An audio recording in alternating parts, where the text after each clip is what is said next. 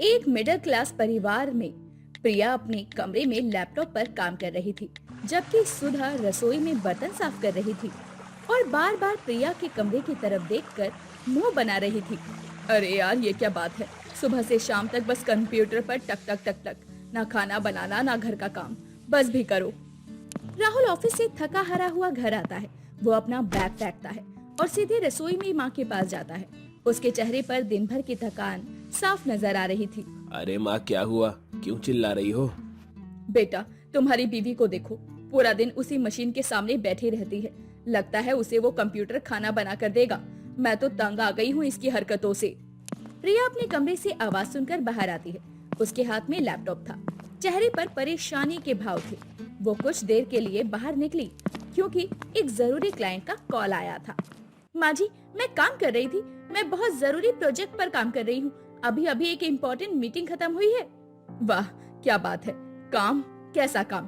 Computer पर game खेलना काम है क्या?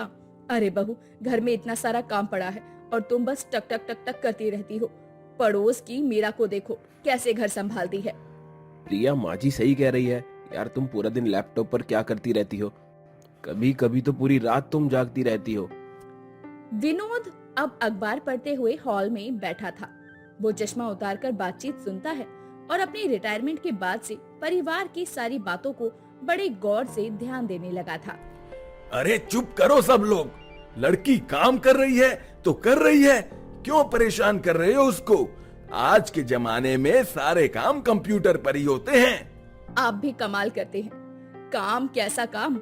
ये तो बस फालतू में कंप्यूटर पर समय बर्बाद करती है। हमारे जमाने में बहुएं घर संभालती थी, रसोई में हाथ बटाती थी। ये तो उल्टा पति से पैसे मांगती है। अमित कॉलेज से घर आता है। उसके कंधे पर बैग था और वो सबकी बहस सुनकर हैरान हो जाता है। वो अपना बैग नीचे रखकर सबको शांत करवाने की कोशिश करता है। अरे भाभी जी, आप कंप्यूटर पर क्या करती रहती हैं? कोई गेम खेलती हैं क्या, या फिर ऑनलाइन शॉपिंग? नहीं अमित, मैं डिजिटल मार्केटिंग का काम कर रही हूँ। क्लाइंट के लिए कैंपेन बनाती हूँ, सोशल मीडिया मैनेज करती हूँ। ये बहुत सीरियस काम है। हे भगवान, अब ये भी कोई काम है? पहले लोग दुकान खोलते थे, अब कंप्यूटर पर बैठकर पैसा कमाएंगे। अजीब बात है। कल को कहेगी मोबाइल पर गेम खेलकर भी पैसे कमाते हैं। 2 महीने बाद राहुल गमगीन चेहरे के साथ घर आया। उसके हाथ में एक लिफाफा था। वो बहुत परेशान था। घर के बाहर से ही उसकी परेशानी साफ झलक रही थी। माँ, पापा, मुझे सबको कुछ बताना है, बहुत जरूरी बात है। क्या हुआ बेटा? तुम्हारा चेहरा इतना उतरा हुआ क्यों है? कोई बुरी खबर तो नहीं है? जल्दी बता मुझे, मेरा दिल बैठा जा रहा है बार बार तुझे इतना उदास देखकर। वो मेरी नौकरी चली गई है। कंपनी बहुत सारे लोगों को निकाल रही है। आज मेरा आखिरी दिन था ऑफिस में। और उसके बाद में अब राहुल सब लोगों को सच बताना शुरू करता है कि आखिर हुआ क्या। सबके चेहरे पर चिंता थी। अरे बाप रे बाप, अब क्या होगा? घर का खर्चा कैसे चलेगा? अमित की पढ़ाई भी तो है। हाय राम, अब तो मुसीबत आ गई। प्रिया बेटी, अब तुम्हें भी काम ढूंढना होगा। घर में पैसों की बहुत जरूरत है। माँ जी, मैं पहले से ही काम कर रही हूँ। आपको लगता है ना कि मैं फालतू बैठी रहती हूँ, कंप्यूटर पर गेम खेलती रहती हूँ। अब आपको ये पता चल जाएगा कि मैं भी असली काम करती हूँ। और उसके बाद रीता चाची अचानक घर में आती है। वो दरवाजा खटखटाती है और उसे परिवार की परेशानी के बारे में धीरे धीरे पता चलता है। अरे बहू, तुम क्या काम करती हो? कोई सरकारी नौकरी है क्या, या फिर कोई प्राइवेट कंपनी में काम करती हो तुम छोटा मोटा? ओह गॉड, ये सब क्या हो रहा है? किस तरह की बातें कर रहे हो तुम लोग? चाची जी, मैं डिजिटल मार्केटिंग की कंसल्टेंट हूँ। मेरे पास 15 से ज्यादा क्लाइंट है। मैं महीने में 10 लाख कमाती हूँ। पिछले 3 साल से मैं यही काम कर रही हूँ। सबका मुंह खुला का खुला रह गया। राहुल का फोन हाथ से गिर गया और अमित की किताबें भी नीचे गिर गई। क्या कहा? 10 लाख महीने का? अरे तुम मजाक तो नहीं कर रही? हे भगवान, ये क्या सुन रहे हैं हम? बहू, तू सच कह रही है? तू हमारे साथ कोई मजाक तो नहीं कर रही है ना? हाँ माँ जी, मैंने आपसे कभी झूठ नहीं बोला है। मैं पिछले 3 साल से घर की सारी जरूरतें पूरी कर रही हूँ। राहुल की सैलरी से सिर्फ EMI भरी जाती है, बाकी सब कुछ मेरी कमाई से चलता है। फिर भी आपको लगता है कि मैं खाली बैठी रहती हूँ। ये तो गलत बात है। प्रिया रोने लगती है। उसकी आंखों से आंसू बहने लगते हैं। सभी लोग अब बहुत ज्यादा शर्म में डूब जाते हैं और एक दूसरे की तरफ शर्म से देखते हैं। बेटी, हमसे बहुत बड़ी गलती हुई है, हमें माफ करना। हमने तुम्हारी बिल्कुल कदर नहीं करी। भाभी जी, आप ही हमारे घर की लक्ष्मी हैं। आपकी वजह से ही हमारा घर चल रहा था। अरे बहू, मुझसे कितनी गलती हुई है, तुम्हें कितना बुरा भला लगा होगा। मैं कितनी बुरी सास हूँ। प्रिया, मुझे माफ कर दो। मैंने कभी तुम्हारे काम को सीरियसली नहीं लिया। तुम तो हमेशा से ही हमारा सहारा थी। एक हफ्ते बाद सुधा माँ रसोई में खाना बना रही थी। उसका फोन टेबल पर रखा था। अचानक फोन की घंटी बजती है और स्क्रीन पर एक YouTube की नोटिफिकेशन आती है। दादी माँ जी, आपकी आज ये रेसिपी कमाल की थी। हमारे चैनल पर 50,000 सब्सक्राइबर हो गए। आपकी गोभी की सब्जी वाली वीडियो वायरल हो गई। प्रिया पास खड़ी होकर ये सब सुन लेती है। वो चौंक जाती है और सुधा की तरफ शक भरी निगाह से देखने लगती है। माँ जी, ये क्या था? कौन सा चैनल? आपका YouTube भी है? अरे वो कुछ नहीं, मैं क्या जानूं YouTube के बारे में। माँ जी सच बताइए, अभी कोई काम कर रही हो क्या? वो सब्सक्राइबर की बात हो रही थी। अब सुधा की पोल खुल जाती है। वो फोन छुपाने की कोशिश करती है, लेकिन प्रिया उसे देख लेती है। सुधा हार मान लेती है। बहू, मैं YouTube पर कुकिंग चैनल चलाती हूँ, दादी माँ के नुस्खे नाम से। 6 महीने से कर रही हूँ। क्या आप भी? तो आप भी छुप छुप कर पैसा कमाती हैं और मुझे कहती हैं कि मैं कंप्यूटर पर समय बर्बाद करती हूँ। ये कैसी बात है माँ जी? अरे बहू, मैंने तो बस कुछ महीने पहले शुरू किया था। तुम तो बहुत पहले से करती हो। मैं तो सोचती थी ये सब आसान काम है। वाह माँ जी, कमाल है। तो आप कितना कमा लेती हैं महीने में? सच सच बताइए। कोई 50,000 रुपए। पर ये तो कुछ भी नहीं है तुम्हारे सामने। राहुल और विनोद ये सुनकर दंग रह जाते हैं। अमित भी पास आकर खड़ा हो जाता है। अरे मेरे घर में 2 कारोबारी महिलाएं हैं और मुझे पता ही नहीं था। ये तो कमाल हो गया। अरे वाह, हमारे घर की दोनों बहुएं कमाने वाली है। भगवान का शुक्र है, अब हमें कोई चिंता नहीं। अरे वाह, मेरे घर में तो 2 यूट्यूबर है। मेरे दोस्तों को पता चले तो वो जल जाएंगे। सोहन सेठ जी अचानक मिलने आते हैं। उन्होंने पड़ोसियों से सुना था कि इस घर की महिलाएं काम करती हैं। अरे भाई साहब, मैंने सुना है आपकी बीवी और बहू दोनों बहुत कमाती हैं। मुझे अपने बिजनेस के लिए मार्केटिंग चाहिए। क्या मैं मेरी मदद कर सकती है क्या? सेठ जी, हम आपकी मदद कर सकते हैं। मैं डिजिटल मार्केटिंग संभाल सकती हूँ। आपका क्या बिजनेस है? और मैं आपके प्रोडक्ट्स की वीडियो रिव्यू बना सकती हूँ। खासकर खाने पीने का सामान हो तो बहुत अच्छा होगा। अमित एक आइडिया लेकर आता है। वो बहुत एक्साइटेड था और उसके बाद वो कहता है, भाभी जी और माँ जी, क्यों ना आप दोनों मिलकर माँ बेटे की रसोई के नाम से एक ज्वाइंट चैनल बनाए। चैनल हिट हो जाएगा, मैं बोल रहा हूँ आपको। ये तो बहुत अच्छा आइडिया है। माँ जी क्या कहती हैं, हम दोनों मिलकर काम करें?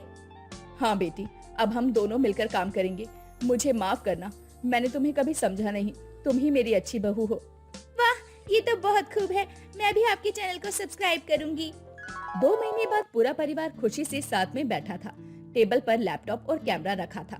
घर में खुशी का माहौल था। प्रिया, तुम्हारे और माजी के चैनल के 2 लाख सब्सक्राइबर हो गए हैं। मैं तो तुम दोनों पर गर्व करता हूँ।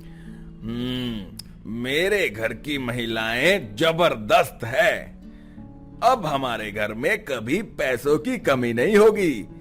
माँ जी, अब समझ आ गया कि घर बैठे भी कितना अच्छा काम हो सकता है और हम पैसे कमा सकते हैं। टेक्नोलॉजी का सही इस्तेमाल करने के बहुत फायदे हैं। हाँ बेटी, तुमने मुझे सिखाया कि जमाना बदल रहा है। अब नई तरीके को समझना जरूरी है। मैं तुम्हारी बहुत शुक्रगुजार हूँ। सभी लोग खुशी से हंस रहे थे। प्रिया और सुधा मिलकर नए वीडियोस की प्लानिंग करते हैं। घर में प्रेम और समझ का माहौल होता है। भाभी जी, अब तो आप हमारी फैमिली की CEO हैं और माँ जी COO हैं। नहीं अमित, हम सब मिलकर एक टीम है। ये सबकी मेहनत का फल है। परिवार में सबका साथ होना जरूरी है। सच कह रही हो बेटी, अब मुझे भी समझ आया कि संस्कार सिर्फ घर के काम से नहीं आते, अपने हुनर को पहचानने से भी है। तुमने मेरी आंखें खोल दी। अब मैं भी कुछ काम ढूंढूंगा। आप दोनों के साथ मिलकर बिजनेस को और बढ़ाऊंगा। कहानी का अंत होता है। पूरा परिवार एक साथ मिलकर नए बिजनेस की प्लानिंग करता है।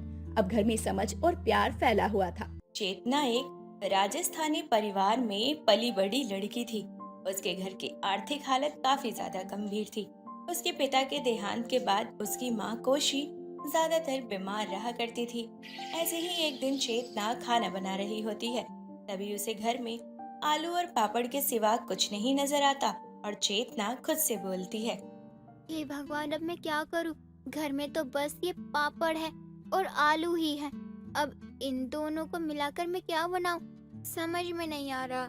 माँ के खाने का भी समय हो रहा है, ऊपर से घर में कोई सब्जी भी नहीं है। बाहर सब्जी लेने जाऊंगी तो फिर खाने में देरी हो जाएगी। करूँ तो क्या करूँ? कुछ देर बाद यूं ही सोचते हुए चेतना फिर से बोलती है। क्यों ना मैं आज पापड़ और आलू की सब्जी बना दूं। पहले मैं पापड़ और आलू दोनों को भून लेती हूँ और फिर उसमें प्याज टमाटर का छौंक लगाकर मिला देती हूँ। बढ़िया बन जाएगा एकदम। इतना कहकर चेतना जल्दी से पापड़ लेती है और आलू लेती है और उन्हें अंगारों पर भून लेती है, जिसके बाद वो उन्हें छोटा छोटा तोड़ एक भगोने में डालकर अलग से तड़का तैयार कर आलू पापड़ में मिला देती है और चूल्हे पर गर्मा गर्म रोटी सेक कर खाने की थाली सजाकर अपनी माँ को देती है और सब्जी चख कर चेतना की माँ बोलती है। अरे वाह चेतना, क्या सब्जी बनाई है, बड़ा ही चटपटा स्वाद है इसका। माँ, वो घर में आलू और पापड़ पड़े हुए थे तो मैंने उन्हीं को मिलाकर ये पापड़ की सब्जी बना दी है। क्या बात है, तू तो कलाकार हो गई है, बहुत स्वाद बना है। ले तू भी खाकर देख। हाँ माँ, ये तो सच में बहुत अच्छी बनी है। मुझे लगा नहीं था इतना अच्छा बन जाएगा। मैं तो बस ऐसे ही आविष्कार कर रही थी। ऐसे ही अपनी माँ को खाना खिलाने के बाद चेतना भी खाना खा लेती है। दिन गुजरते चले जाते हैं और चेतना के आर्थिक हालात और भी ज्यादा बुरे होने लगते हैं। ऐसे ही एक दिन चेतना की सहेली रूपा आती है और अपनी दोस्त को परेशान देखकर बोलती है। क्या बात है चेतना, तू इतना परेशान क्यों है? सब ठीक तो है ना? क्या बताऊँ यार, माँ बीमार है।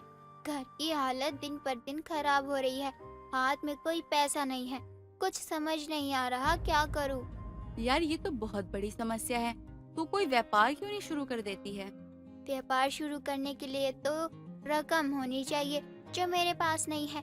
खाली हाथ में मैं क्या व्यापार शुरू करूँगी? तुझे याद है तूने मुझे कहा था कि तूने पापड़ की सब्जी बनाई थी? यार मैं परेशान हूँ और तुझे सब्जी सूझ रही है। अरे मेरी बात सुन, तुझे पता है आजकल खाने पीने के ठेले कितने ज्यादा चल रहे हैं। मेरे पास तेरी पापड़ वाली सब्जी को लेके एक तरकीब है। क्या तरकीब है, बता तो जरा। देख, आजकल के लोग ना खाने के लिए अलग अलग चीजों के दीवाने हो रहे हैं। कुछ भी बेचने लग जाओ, सब कुछ लोग खाने आ जाते हैं। तो पापड़ की सब्जी क्यों नहीं बेचती? बात तो सही कह रही है तू। पापड़ भी मुझे बनाने आते हैं और कम समय में काफी सारे पापड़ भी बन जाते हैं और उस सब्जी में तो ज्यादा तेल मसाला मिर्च खर्च भी नहीं होता। तभी तो कह रही हूँ तू पापड़ की सब्जी बनाना शुरू कर दे और बेचने निकल जा। तू देख फिर कैसे गोली की रफ्तार से तेरा काम चलेगा। रूपा का दिया हुआ आइडिया चेतना को बहुत अच्छा लगता है और अगले ही दिन से चेतना एक बड़े बर्तन में सब्जी बनाकर गली गली बेचने के लिए निकल जाती है। पापड़ की सब्जी ले लो, चटपटी कम मसाले वाली, सबके मन को बहलाने वाली सब्जी ले लो। पापड़ की सब्जी ले लो, चाय के साथ खाओ या रोटी के साथ खाओ, एक बार खाओ और बार बार आओ। लो लो पापड़ की सब्जी ले लो। चेतना की आवाज सुनकर काफी सारे लोग उसके पास पापड़ की सब्जी के लिए आते हैं। पहले तो कुछ लोग उससे पेचीदा सवाल करते हैं, लेकिन फिर चेतना उन सभी को पापड़ की सब्जी चेक करने के लिए देती है और सभी को सब्जी बहुत पसंद आती है, जिसके बाद सभी लोग चेतना से पापड़ की सब्जी खरीद लेते हैं। शाम को जब चेतना घर आती है तो अपनी मेहनत की कमाई अपनी माँ के हाथों में रखते हुए बोलती है। देखो माँ, ये मेरी आज की कमाई है जो मैंने पापड़ की सब्जी बेचकर हासिल की है। आपको पता है सब लोगों को वो सब्जी बहुत पसंद आई। आए भी क्यों ना, मेरी बिटिया ने इतने प्यार से जो बनाई है। बेटा ये तेरी मेहनत की कमाई है, इसे तू रख ले। नहीं माँ, इस पर आपका हक है। आपने ही तो मुझे खाना बनाना और बाकी सब कुछ सिखाया है। आपके सिखाने की वजह से ही उस दिन मैंने पापड़ की सब्जी का ही आविष्कार किया था। पागल है तू सच में। चल मैं संभाल कर रख देती हूँ। और मैं हम दोनों के लिए खाना बना कर लाती हूँ। इतना कहकर चेतना खाना बनाने लगती है। कुछ देर बाद खाना पीना खाकर दोनों माँ बेटी सो जाती हैं। वक्त गुजरता चला जाता है और हर दिन के साथ चेतना की पापड़ की सब्जी ज्यादा बिकनी शुरू हो जाती है। गर्मियों में सभी लोगों को चटपटी पापड़ की सब्जी बेहद पसंद आ रही थी, लेकिन गर्मी में पैदल घूम घूम कर चेतना की तबीयत खराब होने लगी थी। ऐसे ही एक दिन चेतना को तेज बुखार होता है और वह सब्जी बेचने जाती है। तभी उसकी माँ उसे रोकते हुए कहती है, चेतना बेटा रुक, तेरी तबीयत खराब है ना आज, तू एक काम कर, पापड़ की सब्जी बेचने मत जा आज। अरे माँ कुछ नहीं होता, थोड़ा सा बुखार है, और वैसे भी मेरे ग्राहक पापड़ की सब्जी का इंतजार कर रहे होंगे, मैं उनके इंतजार को व्यर्थ नहीं जाने दे सकती। बेटा तबीयत भी तो जरूरी है ना, एक दिन लोग पापड़ की सब्जी नहीं खाएंगे तो कुछ बहुत बड़ा थोड़ी ना हो जाएगा। माँ चिंता मत करो, अगर मुझे ज्यादा थकान महसूस हुई तो मैं वापस घर आ जाऊंगी, अब तो ठीक है ना।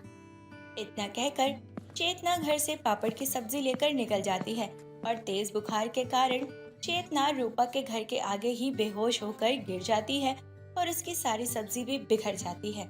शोर की आवाज सुन रूपा बाहर आती है और चेतना को बेहोश देख हैरान हो जाती है, जिसके बाद वह कुछ लोगों की मदद से चेतना को उसके घर ले जाती है और उसे पानी छिड़क कर होश में लाती है। मैंने कहा था इस लड़की से कि मत जा सब्जी बेचने, लेकिन ये है कि मेरी बात मानती ही नहीं है। देखो हो गई ना बेहोश। चेतना काम जरूरी है, लेकिन तबीयत तो देखना, तबीयत भी तो जरूरी है ना, अगर कुछ हो जाता तो। रूपा इतना बोल ही रही होती है कि तभी बहुत सारे लोग चेतना को तलाशते हुए उसके घर आते हैं और उनमें से एक आदमी बोलता है, अरे पापड़ की सब्जी बनाने वाली बिटिया का घर यही है क्या? जी हाँ काका यही है, लेकिन आप सब कौन हैं? अरे हम तो पापड़ की सब्जी बनाने वाली बिटिया के ग्राहक है। आज बिटिया नहीं आई तो हम खुद आ गए। उस आदमी की बात सुनकर चेतना रूपा की तबीयत और उसके साथ हुए हादसे के बारे में बताती है। तभी वह आदमी बोलता है, बहुत ही अच्छी बिटिया है, बहुत मेहनत करती है। आज के जमाने में किसी भी बच्चे को इतनी मेहनत करते हुए मैंने नहीं देखा। लेकिन बिटिया तुम बहुत मेहनती हो, बहुत मेहनत करती हो, और तुमने जो सब्जी खिलाई पापड़ की वो मुझे बहुत अच्छी लगी और अब मैं तुम्हारी मदद करना चाहता हूँ। इतना कहकर सभी लोग अपनी जेब से पैसे निकाल कर उस आदमी के हाथ में रख देते हैं और देखते ही देखते काफी पैसे जमा हो जाते हैं। बिटिया ये लो, ये सारे पैसे हम सबने जमा किए हैं और ये सारे पैसे अब तुम रखो और तुम इन पैसों से एक ठेला खरीदना और घर के बाहर ही बेचना शुरू कर देना। हम में से जिसको भी जरूरत पड़ेगी आकर तुम्हारी सब्जी खरीद के ले जाएगा। तुम्हें बाहर भटकने की जरूरत नहीं है। सभी लोगों का इतना प्यार देखकर चेतना की आंखों में आंसू आ जाते हैं और इस तरह पापड़ की सब्जी बेचने वाली चेतना को अपने व्यापार और अपने नाम की एक नई पहचान मिलती है। निशा के पति का देहांत उसकी शादी के 5 साल बाद ही हो गया था। निशा के पास कुछ था तो एक घर और उसके 2 बच्चे रवि और दीपक। अपने गुजारे और बच्चों के अच्छे भविष्य के लिए निशा ने घर में ही सिलाई का काम शुरू किया ताकि वो अपने बच्चों की परवरिश भी कर सके और घर का गुजारा भी चला सके। धीरे धीरे समय का पहिया घूमता है और निशा के दोनों बच्चे बड़े हो जाते हैं। निशा अपने छोटे बेटे को पढ़ने के लिए शहर भेज देती है, जहां दीपक पढ़ने बाहर चला जाता है तो वहीं रवि की अच्छी जगह पर नौकरी लग जाती है।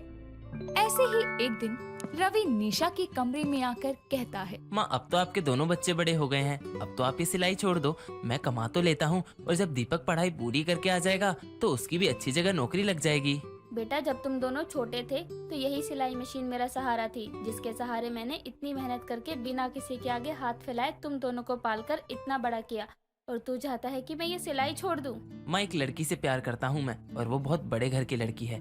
कल को उसे या उसके घर वालों को पता लगेगा कि मेरी माँ सिलाई करती है तो मेरी कितनी बदनामी होगी। माँ तो ऐसे बोलता ना बेटा, मेरे लिए तो कुछ भी मेरे बच्चों से बड़ा नहीं है। अगर तू चाहता है कि मैं ये सिलाई छोड़ दूं तो छोड़ दूंगी। इतना कहकर निशा अपनी सिलाई मशीन को पैक करके रख देती है।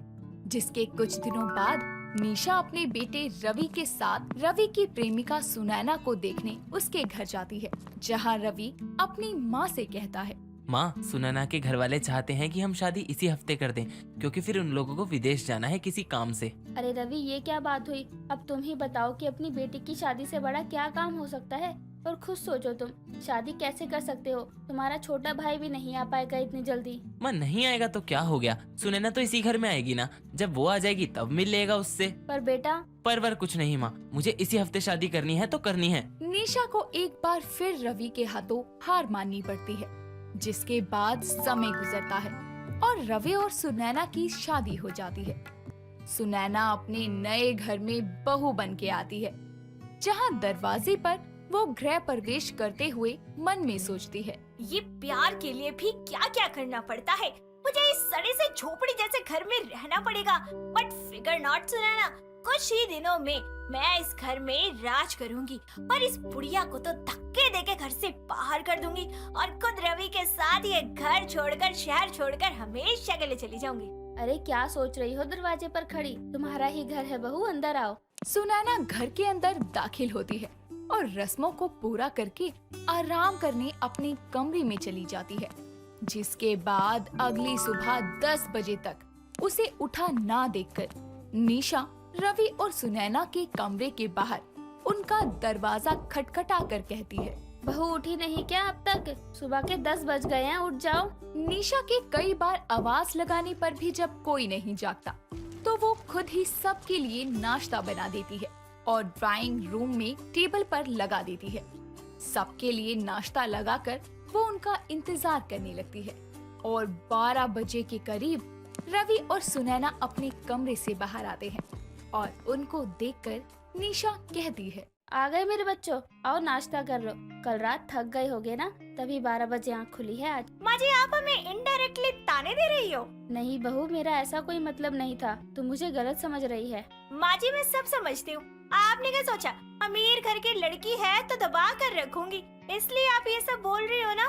निशा जब अपनी बहू की ये सब बातें सुनती है तो उसे लगता है कि उसका बेटा उसका साथ देगा, लेकिन वो अपनी बीवी की तरफदारी करते हुए कहता है, क्या कर रही हो माँ, आपने आते ही बेचारी को परेशान करना शुरू कर दिया। अगर एक दिन नाश्ता बना लिया तो कौन सा एहसान कर दिया, रोज भी तो आप ही बनाती थी ना। निशा ये सब कुछ सुनकर भावुक हो जाती है और रोते हुए अपने कमरे में चली जाती है। और उस दिन के बाद से उस गरीब माँ निशा की किस्मत और खराब हो जाती है। उसकी बहू सुनैना आए दिन छोटी छोटी बातों पर उससे लड़ती और उसके साथ नौकरों जैसा व्यवहार करती। एक दिन ऐसे ही सुनैना खाना बनाते हुए खुद ही अपना हाथ जला लेती है और रवि के ऑफिस से आने पर जब वो सोफे पर बैठा होता है तो वो उसको अपना हाथ दिखाकर कहती है, देखो रवि, आज माँ जी ने मेरे साथ क्या किया। मैंने उनसे कहा कि मेरी तबीयत खराब है, मैं खाना नहीं बना सकती, तो उन्होंने मेरा हाथ जला दिया। रवि इतना सुनकर अपनी माँ को आवाज देता है। तभी निशा अपने कमरे से बाहर आकर कहती है, क्या हो गया बेटा, सब ठीक तो है ना? और ये बहू का हाथ कैसे जला? माँ जी, अपने बेटे के आगे नाटक मत करो। आपने ही मेरा हाथ जलाया है और इन्होंने तो मुझसे ये भी कहा था रवि कि मैं अपने घर वालों से बहुत सारे पैसे लेकर आऊं, वरना ये औरत मुझे जिंदा जला देगी। रवि, मैं इस औरत के साथ इस घर में नहीं रह सकती, मुझे ले चलो यहाँ से। रवि इस बार भी अपनी माँ की जगह अपनी बीवी की बात का यकीन करता है और अपनी पत्नी को लेकर अपनी माँ का घर छोड़कर चला जाता है। समय गुजरता है, अपने छोटे बेटे की पढ़ाई खराब ना हो इसीलिए निशा उसे कुछ भी नहीं बताती और अकेली ही उस घर में रहने लगती है। लेकिन फिर दीपक अपनी पढ़ाई पूरी करके वापस आता है और सच्चाई जानकर उसे बहुत बुरा लगता है और वो भी अपने बड़े भाई से अपने सब नाते तोड़ देता है। लेकिन कहते हैं ना कि करने का फल तो इसी जन्म में मिलता है। सुनैना के घर वालों के बिजनेस का दिवाला निकल जाता है और रवि को मिर्गी का दौरा पड़ता है, जिस वजह से उसकी कंपनी उसे नौकरी से निकाल देती है। तभी सुनैना को पता चलता है कि वो पेट से है और एक दिन सुनैना रवि से कहती है, रवि, मुझे माफ कर देना, तुम्हारी माँ बहुत अच्छी थी, मैं ही नहीं चाहती थी उनके साथ रहना, इसलिए मैंने उस दिन झूठा ड्रामा किया और उन पर वो इल्जाम लगाया, लेकिन उन्हीं की बद्दुआ हमें लगी है। तुम्हारी नौकरी चली गई, हम इतने गरीब हो गए कि किराए के घर में रहना पड़ रहा है। अब तुम्हारे अफसोस करने से कुछ नहीं होगा सुनैना, मुझ में वो हिम्मत नहीं कि मैं अपनी माँ से माफी भी मांग पाऊँ। मैंने सोचा है कि किसी बुटीक में काम करने लगूं। तुम्हारी तबीयत सही नहीं रहती, मुझे गुजारे के लिए काम तो करना ही पड़ेगा। पर तुम पेट से हो। मुझे कुछ तो करना पड़ेगा ना। अब मैंने एक माँ की हाय ली है, तो इस गरीब गर्भवती माँ की किस्मत में शायद यही लिखा है। सुनैना कई जगह नौकरी की ट्राई करती है और एक दिन वो निशा बुटीक में सिलाई करने का काम मांगने जाती है और अंदर दाखिल होते ही सुनैना की टक्कर उसकी सास निशा से हो जाती है और सुनैना को प्रेग्नेंट देखकर निशा कहती है, ये मेरा बुटीक है। तुम दोनों के जाने के बाद मेरे छोटे बेटे दीपक ने ये खोल के दिया। किस्मत का खेल देखो, बड़े बेटे ने सिलाई मशीन रखवा दी और छोटे बेटे ने बुटीक ही खोल दिया और आज बड़ी बहू काम मांगने आई है यहाँ। अच्छा ये बता बहू, कैसी है तू? सब ठीक तो है ना? और तू माँ बनने वाली है, अपना ख्याल तो रखती है ना? कैसा ख्याल माँ जी? मैंने एक माँ की किस्मत को बदकिस्मत कर दिया, उसके बेटे को उससे अलग कर दिया। मुझे उसी की सजा मिली है। मेरे घर वालों का सारा बिजनेस चौपट हो गया, रवि की जॉब चली गई, हम गरीब हो गए और अब गर्भवती होते हुए भी मुझे यहाँ सिलाई सेंटर में काम करना पड़ रहा है, दर दर भटकना पड़ रहा है। दीपक ने मुझे ये बुटीक खोल के दिया और देख, इसी बहाने तू मुझे फिर मिली और मुझे तेरे हाल का पता लगा। लेकिन जो दुख मैंने सहा है वो मैं अपनी बहू को नहीं झेलने दूंगी। तू चल मेरे साथ। इतना कहकर निशा सुनैना और रवि को लेकर अपने घर आ जाती है और एक माँ के आशीर्वाद से दूसरी गरीब गर्भवती माँ की किस्मत सुधर जाती है। दोस्तों, अगर आपको ये कहानी पसंद आई तो इसे लाइक करें, शेयर करें और कमेंट करके बताएं कि कहानी में आपको सबसे अच्छा क्या लगा।